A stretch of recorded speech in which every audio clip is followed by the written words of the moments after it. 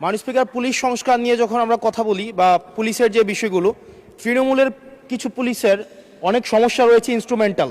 যেমন পুলিশকে যখন তদন্ত করতে পাঠানো হয়, ওই তদন্তের খরচ কিন্তু থানা থেকে দেওয়া হয় না, আর যেটা দেওয়া হয় সেটা কিন্তু অপ্রতুল। আমরা যখন পুলিশকে একটা কাজ করতে দিচ্ছি কিন্তু বাজেট দিচ্ছি না, পুলিশে একটা কালচার প্রচলিত রয়েছে, সেটা হচ্ছে ম্যানেজ করে নাও। এই ম্যানেজ করতে গিয়ে দেখা যায় পুলিশ দুর্নীতির বিভিন্ন কাজে তারা কনভেনশনালি জড়িয়ে পড়ে।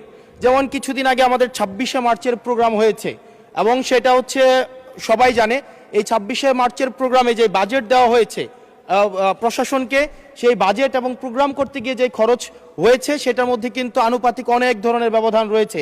তখন যে কাজটা করতে হয়, পুলিশ ব্যবসায়ী থেকে তারপর হচ্ছে তার এলাকার বিভিন্ন প্রতিষ্ঠিত মানুষ থেকে কিন্তু অর্থ উঠাতে হয়। আমার মাননীয় স্বরাষ্ট্রমন্ত্রীর কাছে প্রশ্নটি হচ্ছে, এই যে পুলিশের যথাযথ বাজেট দেওয়া হবে কিনা, যাতে করে তাদের যে রুটিন ডেইলি অ্যাক্টিভিটিগুলো রয়েছে সেই ডেইলি অ্যাক্টিভিটিগুলো যথাযথভাবে তারা পরিচালনা করতে পারে, এবং তাদেরকে যেন ম্যানেজ করে নাও কালচারে যেন না যেতে হয়, এবং কোনো ধরনের দুর্নীতিতে যেন তাদেরকে যুক্ত না হতে হয়। ধন্যবাদ।